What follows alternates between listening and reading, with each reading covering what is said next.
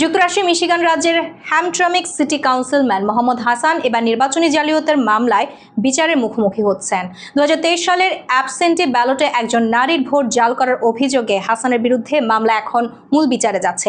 সিটিতে চলমান ভোট জালিয়াতির ঘটনা শুধু শহর নয়, পুরো বাংলাদেশি কমিউনিটির জন্যই উদ্বেগের কারণ হয়ে দাঁড়িয়েছে। আরও জানাচ্ছেন ফারজানা আফরোজ।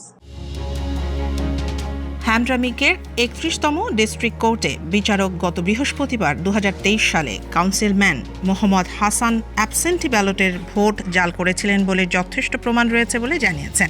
স্থানীয় সংবাদ মাধ্যম লোকাল 4 হ্যামট্রামিক সিটি হলে চলমান অস্থিরতা নিয়ে ধারাবাহিক অনুসন্ধান চালিয়ে আসছে, যেখানে নানা রকম অভিযোগ ও ফৌজদারি মামলার খবর উঠে এসেছে।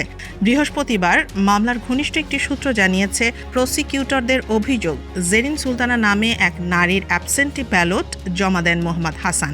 দাবি করেন তিনি সুলতানাকে ফর্ম পূরণে সহায়তা করেছেন। কিন্তু আদালতে সাক্ষ্য দিয়ে সুলতানা জানান তিনি কখনো ব্যালট চাননি, ফর্মে সই করেননি, এমনকি হাসানও কোনো সহায়তা করেননি। মিশিগান স্টেট পুলিশের হ্যান্ড রাইটিং বিশ্লেষণে নিশ্চিত করা হয় আবেদনপত্রের স্বাক্ষর সুলতানার নয়। বিচারক বলেন, হাসান স্পষ্টভাবেই জানতেন সুলতানা ফর্মে সই করেননি।